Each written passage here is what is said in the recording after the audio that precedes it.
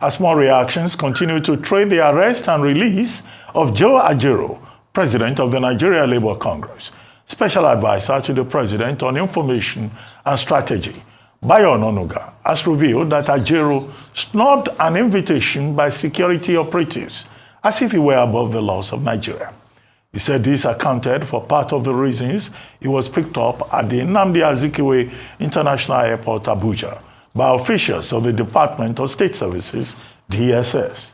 Ononuga, in a lengthy statement on Tuesday, revealing the intricacies surrounding the arrest, said no one is above the law of the land, especially in a country like Nigeria, governed by a constitution. Meanwhile, Bezin Ukwa, NLC Head of Information, denied that Ajaero was invited by the DSS. In an interview with us on the morning show yesterday, Tuesday, September 10, the NLC Head of Information insisted that Joe Ajaero was ambushed by the DSS at the Nnamdi Azikiwe International Airport on his way to the United Kingdom. No invitation was extended to us before this arrest. And up to now, no explanation, no reasonable explanation has been given. We can only speculate, as I've said earlier on, that the government has some policies it wants to unravel and does not want any opposition voice to be heard. The government has been battering us and wants to be cheered, wants us to cheer it into our own graves, okay? But we keep insisting, we are not going to be cheerleaders. We will keep on protesting, even to the last drop of blood in us. Joining us now on this show in reaction to the arrest and release of the NLC President and the statement that was put out by Bayo Ononuga, the Special Advisor to the President on Information and Strategy, is Prince Justice Faloye, National Publicity Secretary, Afenifere. Good morning. Thank you very much for joining us. Good morning. Well, Prince Faloye, I think the narrative speaks for itself. NLC says this is a case of repression, intimidation, blackmail. Government says nobody is above the law, and that there was a prior invitation to Comrade Joe Ajaero, and he decided to snub the DSS. So they thought they have an obligation to make him to respect the laws of the land. Is there an Afenifere position on these latest developments? We are concerned the way this government is going. Not only the NLC president is being harassed, but we have hundreds of people in jail who are being prosecuted for treason for partaking in the hunger protest. Now, how do you charge people for treason for a protest against the destruction of their economic livelihood? At the same time they went for Ajaero, they also went to Serap. So, is that the same case with Serap? And we've seen there was a journalist called Shoyinka who came and was arrested. Yes. So we are moving back to the days of Abacha if we are not careful. And that's why we are very concerned, and we are asking for the immediate release of those who are locked up for treason. Even if you are violent during protests, you could be charged for willful destruction of property and other things, but never treason. And the question that we have to ask is that, who is even treasonable here? Because what would Nigerians are actually facing, the economic sabotage, because I would say it's economic sabotage when you have cut our real wages by over half, there's inflation, and this is, they keep on telling us it's economic reforms, whereas we see it as economic sabotage, even bordering on economic treason. Because, listen, we have, the main problems we have in Nigeria are the imports and petrol. Now, out of our imports, 1/3, at least about $21 billion is spent on importation of fuels and oils. The second highest ticket is on vehicles. Now, this is a government that came in, and you know that within 100 days, we would have expected that at least 55% of that import bill could be taken care of. Instead of reducing the vehicle bills by making all government tiers buy locally produced cars, you go out, you buy thousands of expensive foreign cars. Our refineries have got over 20 billion. Nothing is happening. And then we also have these stories come out with Dangote's refinery. So what do you expect the people of Nigeria to say? Prince Faloye, by way of summary, is this your opinion or Afenifere position? Because you are saying that the Tinubu government is sabotaging the Nigerian economy. You are saying that they are guilty of economic treason. Yes. Is it your personal opinion as Prince Faloye, no, or that is the position of Afenifere? No, it's something we have discussed, and logic shows it that there was a way that the government could have resolved these economic problems. In Tinubu's manifesto, on page 34, 36, I think he said categorically that he would not remove these subsidies until refineries come up. Now, you're coming up with these foreign institutions pushing free market principles, which don't apply. Because in the first place, you are the monopolist supplier of foreign exchange in Nigeria. You supply over 80%. So the value of Nigeria indirectly is tied to you. Right. It depends on how much you supply that we're going to have. If you increase the supply today by 300%, definitely the dollar will fall by at least 200%. Same thing with the petrol. You are a monopolist. You are the ones who are supplying it. And so if you do something that is against our national interest, our national economic interest, then it's tantamount to economic treason. Okay. All right, so, from your stance, I want to assume that Afenifere was in support of the End Bad Governance and yes, that protest. Okay, so you were. Did you march? Did you go out to protest? Did you support protests? The young guys, the younger ones did. I'm nearly 60. I wouldn't be. No, everybody of all ages went out to protest. I don't think it was. We saw people. And we saw what happened with the Lagos protest. They were beating. They were beating journalists. They were beating. They were harassing people. Yeah. They spent billions bribing people not to come out. Billions, that's interesting. But let me ask about, yesterday we had the NLC Publicity spokesperson come here, Mr. Benson Upal, and he had said that it was as a result of, it was a distractionary move by the government with this whole Mr. Joe Ajaero issue because of the recent hike in petrol prices and the protests of NLC as a result of that. Now, verbal protest, they said that the action will be taken maybe by the 1st of October or thereabouts, but that this is meant to distract them and the people from facing that issue. Do you agree with his sentiment? Or that where Mr. Bayo Ononuga through that statement has said, no, it's not a human rights violation. The president himself is pro-democracy. He himself had marched out in protests at different times. Do you think, what do you say about both sides of the story? You see, even the president and APC, because they come out and say there's some foreign involvement, they were being sponsored.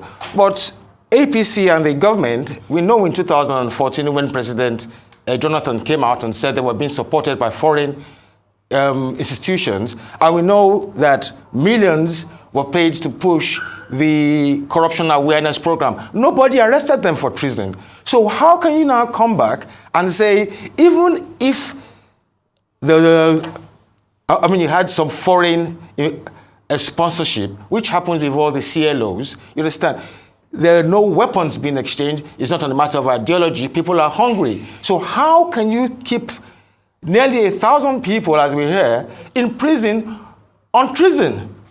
So is the government trying to distract us from the real issues by these things, or yes, they're just intolerant? You know, after the protest, we've also had another increase. So what we're now having is we're having different types of distractions. And, the prices keep on going on. People, and even the dollar is rising against Naira and the pound, you understand? Yes. So that is also going to feed into inflation again.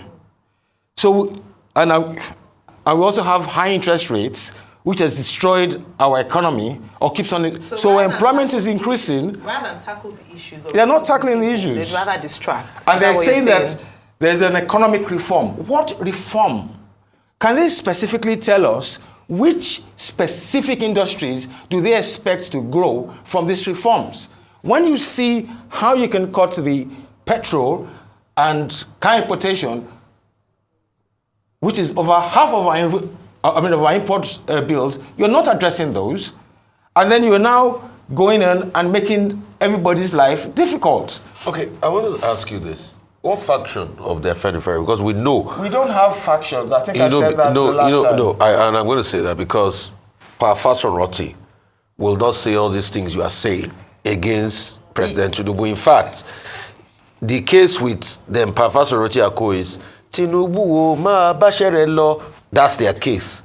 So you saying all of this, some people in the Afenifere will say, oh, this is alien. So what faction do you represent for the sake of clarity? Secondly, the next question I'll ask you is this. Would you say that this government has respected the human rights of Nigerians? And concerning all of this economic quagmire, does Afenifere have a position on how things can be better? Does Afenifere have a blueprint of some sort? What are some of the ideas you're putting forward to be able to solve most of these problems? Okay. The first question, we don't have a faction. We have some people who, for preparedness motives, decided to go with Tinubu. But you say professionality for preparedness motives? Yes. And I also come from Akure, you understand? But it's all you understand? That's preparedness. List. You understand? That's the reason. It's just because it is not because of the policies. It's not because he was competent, or it's just because he's Yoruba. That's why professionals say definitely not. Definitely not. Is that it? Look, for 8 years, for the last 20 years, Afenifere has criticized the way Tinubu has been ruling, because we are social welfareists. And we believe in making life abundant. Even in Lagos, he didn't do it. You understand? Lagos would have collapsed under Tinubu if not because of the import market that we have here. It is not because of what he has done. No, but they said he did. He's the father of New Lagos. Oh. That he put every blueprint in place to make Lagos magnificent. Oh, and I guess that when he came into Lagos, they said Lagos was a shithole. He transformed Lagos and turned it to paradise. That's what they said he did. Well, you can tell that to the man in Maduguri, but we that live in Lagos know that... Are you saying Tinubu didn't do anything well in Lagos? What? He's the father of modern Lagos. Listen, you built less than 16 kilometers of metro line in 24 years. How could you... You see, if he had finished the 160 kilometers in Lagos of metro line, we would have industrialized this economy. The same percentage, the same 70% of processing industries is what we're still having. It's still a neo-colonial economy. So your solutions? The solutions are this, right? And do you think he respects human rights of people? That you can answer quickly. And the solutions? Definitely not. Okay, so what are the solutions, economic solutions? I wrote something about the Nigerian dream, right?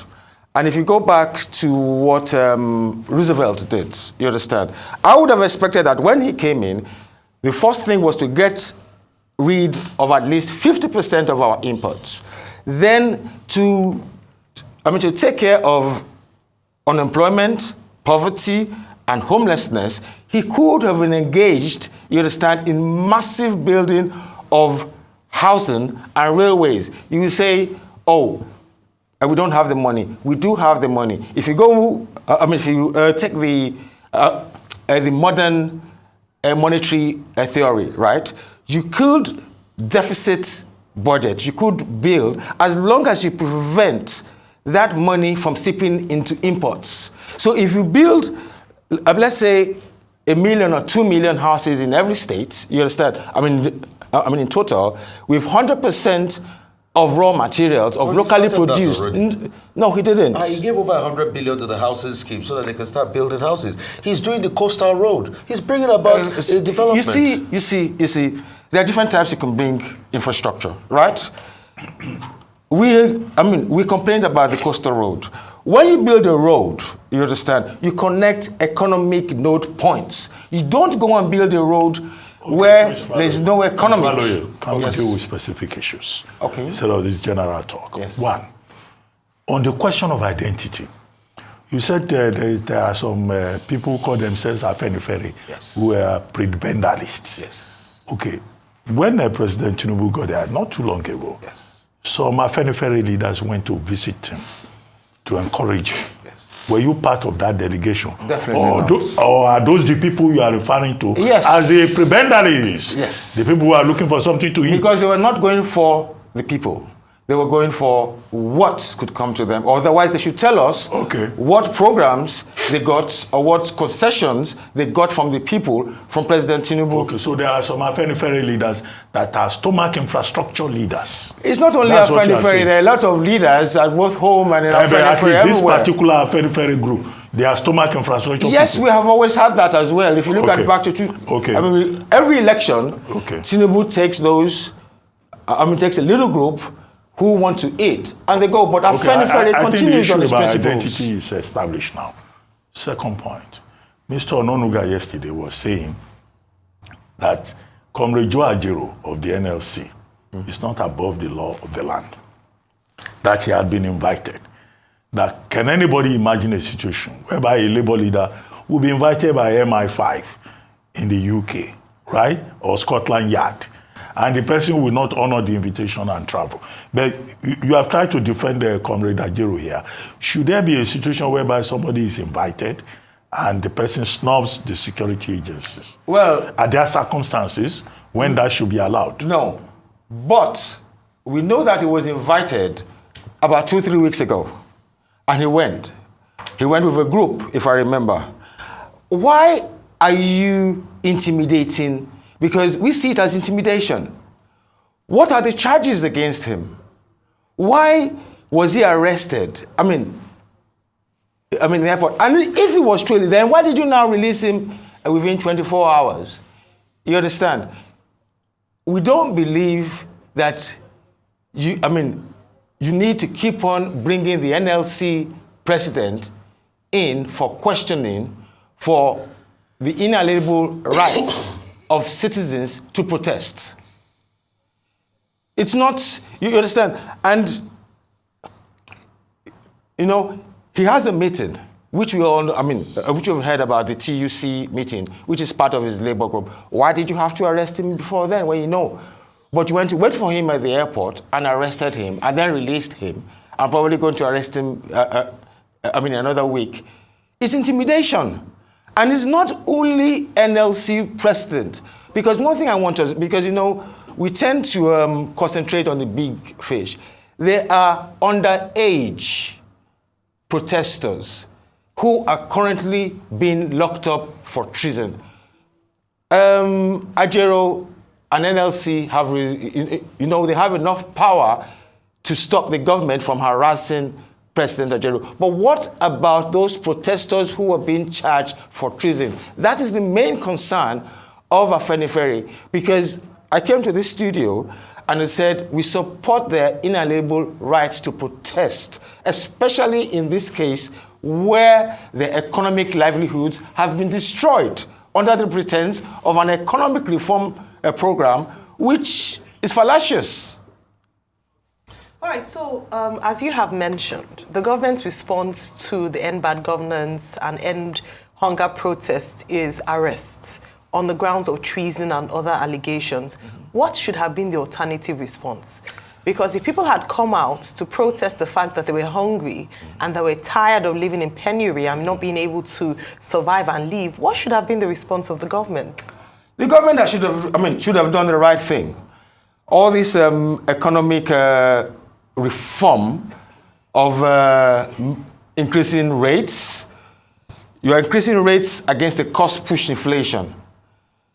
It doesn't, it doesn't make, you only increase interest rates against demand pull, not cost push, which you have cost. We've seen now what's been going on between NNPC and Dangote. And even leave Dangote because it's a private. What about our own refineries? Over 20 billion has been spent, nothing. If there is not some conspiracy, if there is not those who are working against our national economic interest, the government, whether you use the army corps or you go, to the Chinese or anybody say, look, we'll give you 2 billion. We want this thing to work within 6 weeks. It could be done. But we have seen that because some people are importing and making money from subsidies, the whole country is being pushed down the slope. And we have to speak. You understand? And the F1 tree is now, you are now charging those people for political, a treason. For treason. Are you concerned that this would gag the Nigerian people from coming out to speak out against bad governance? And are you also of the opinion, because they've come out to say that if you're not happy with our current structure, wait for the next election cycle? Should Nigerians wait for the next election cycle? Well, you see, the problem is that the election cycle, even without it being restructured, the people do not have confidence that even the next electoral cycle is going to be true and fair. So the question is, should they wait and suffer at least for the next few years before change comes? How long can you go on hunger? I think if you look at medically, you can only survive a week without food. Now, how long are these people going to, you understand? To them, to the majority of Nigerians, is a political class. Because we went through this with Buhari for 8 years.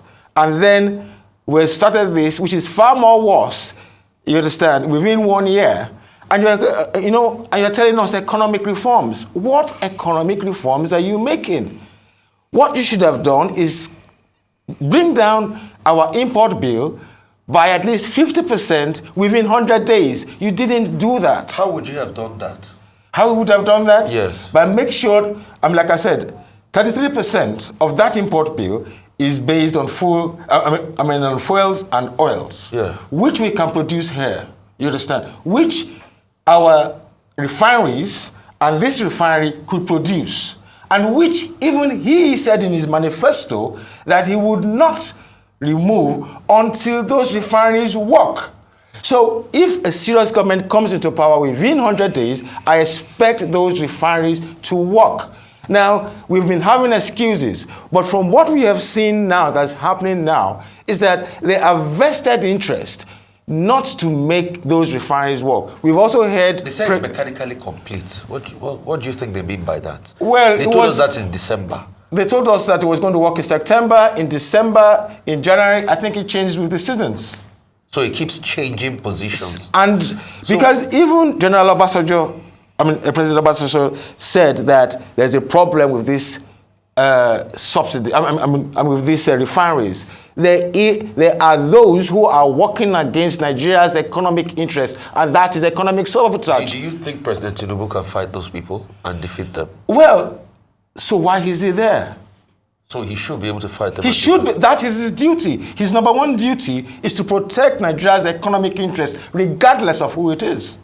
Okay. Another question I would like to ask you is, you said reduce our import bill by about 50%. It's a highly import-dependent nation. No, it's not. You've talked about fuel. No. It's not. Almost we everything. only have even 16% of our GDP is based on imports. That's the GDP. That's our GDP import ratio. And we have countries. Our medicines, do we make our medicines? You see, even when you look at the medicines, when you look at, they are nothing compared. Do we make our equipment here? Even that equipment, you understand. I have mentioned to you that 2/3 of our imports. We still import maize, yes. We still import food. Yes, and all the food is 10%. We're not still Hold on. rice sufficient. You see, that is 10%. Yeah. We have 1/3 fuel. Yeah. We have 20% cars. That is 54%. When you And we come produce in, cars locally. we produce cars locally. Yeah. So if the government And had the come president in, does not even drive Yes. a Nigeria-made car. you see, now if the government had come in and said all tiers of government should use Nigerian cars, could you imagine the impact on on employment? Because they would have to grow. It would have solved our unemployment problems. So you can see that while our issues, 55% of this import could be wiped off within 100 days, but you now put the whole country into this false narrative of free market, and we know where this, and the only reason why they're doing this, and I have to say this, is that they're working with some financial institutions, international funds, and I mean this year alone he's taken about $12 billion. What for? Because these international financial institutions do not give us loans for developmental projects. So you're saying the Bretton Woods are killing us? What is the future direction of Afenifere? In the last few months, we have not been hearing from Northern Elders Forum, Arewa Consultative Forum. We've not been hearing a lot from them. But your faction, you say there's no faction, your Afenifere group has been very vocal. Is the future direction of your own group within Afenifere to become an opposition party to the Tinubu government? We are not because an opposition. we need to know what the direction We're is. not an opposition party, or even though the way we have seen things is that we might have to create a party or join a party, because what we have now is politics without ideology.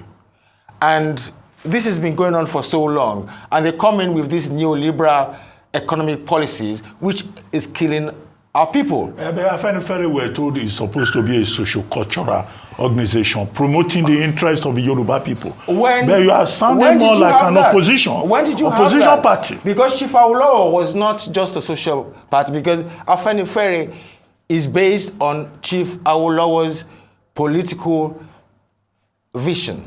He's this social democracy and social welfareism. Now, if we are pushing that, and we realize that there are no parties, then we have to step forward and make sure that the people are uplifted by the only way we believe they could. We have our cardinal points. We had UPN, we formed SDP, we formed AD. So I don't know when, if not because of those who want to enjoy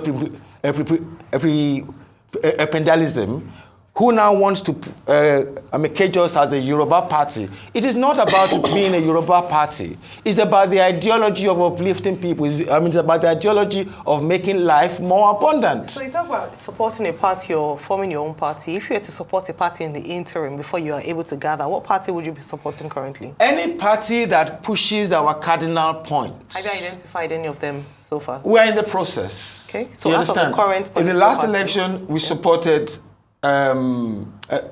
Peter Obi based on the cultural justice of the rotational and he also agreed to restructuring. And going back to the Arewa as well, they too have come out that they need restructuring, and we're looking to that yes, we will work with anybody in Nigeria that wants to restructure the political landscape of Nigeria, to devolve power to the lowest. And that's not. That's not political. So that's just pure economic. You're currently in talk with Arewa. How about? No, we're not in talk. Okay. But we've read the statement and we appreciate it that at least they too can realize that. From their statement, they talked about insecurity and about the economic problems. So yes, at least, because initially we had 4 regions who were pushing for restructuring, but now they too have now come out and say, yes, we want restructuring. And you see, there goes the problem of the identity again.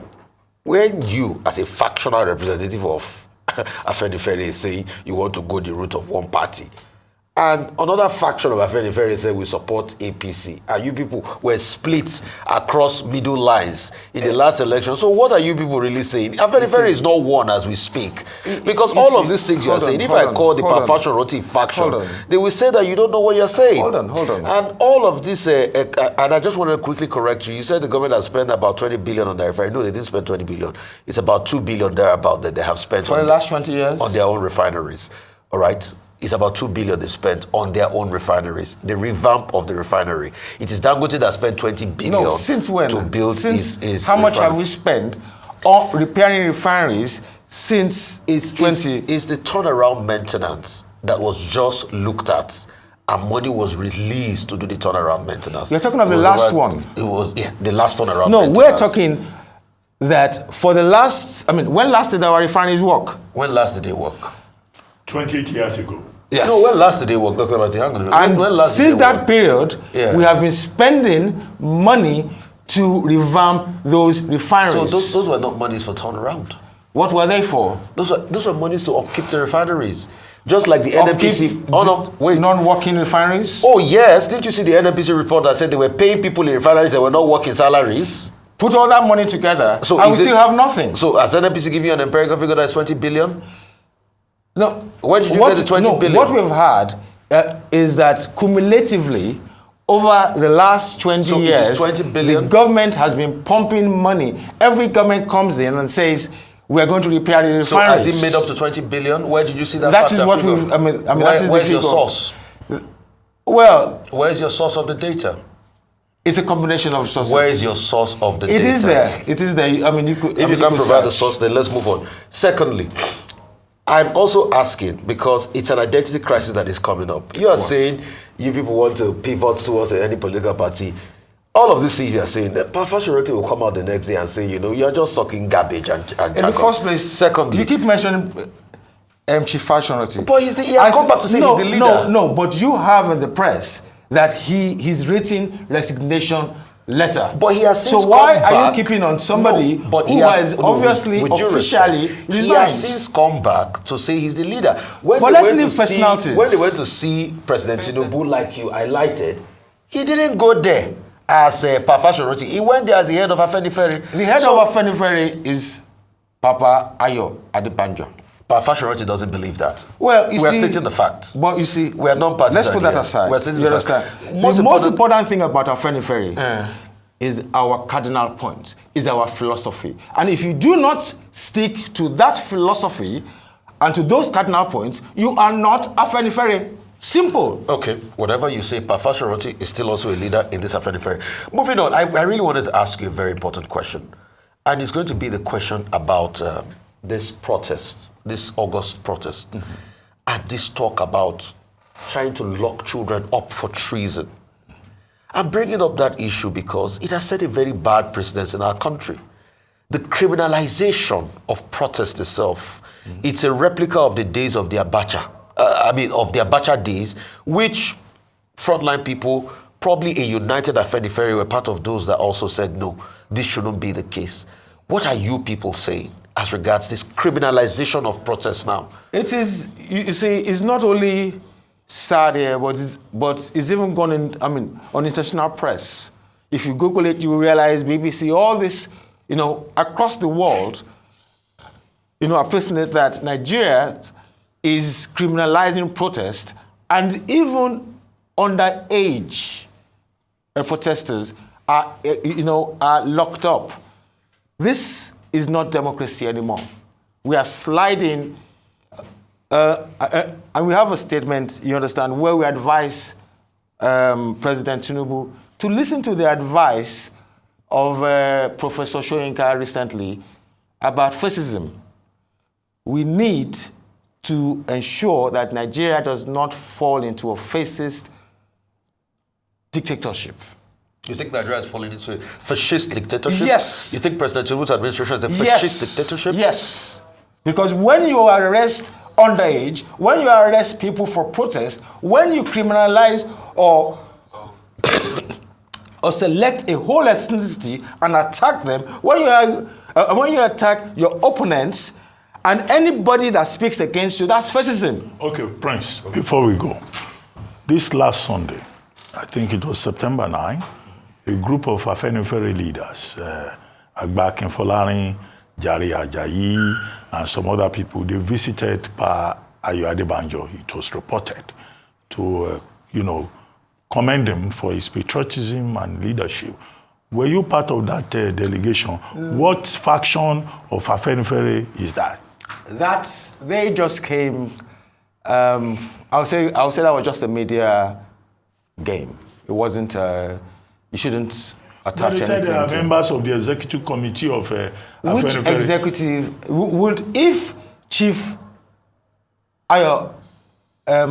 Adebanjo, who is the leader of Afenifere, would the executive or some executive come and visit him? He was the one they visited. No, but and they said things there. But you were not there. But you see, he is the leader. Faction of he is a leader. You understand? Now, you would not expect an executive council or executive board that he, as the leader, chose to come and greet him. So that is the. Okay, are you aware of that? Are you aware of that? We are aware of it, and we are aware of many games being played by different people. But it's not the first time. Well, I am tempted to conclude that there's confusion. There's no confusion. Some people might want to bring confusion, but like I said, Afenifere, you understand, the true Afenifere will be known by the fruits of its activism, the fruits of what it puts out. It is not about going to the media and taking effort. No, it is where you stand on national issues. It's okay. You speak for Afenifere. There was a major meeting and a major visit. You are not aware. Well, we keep learning. That's the nature of things in Nigeria.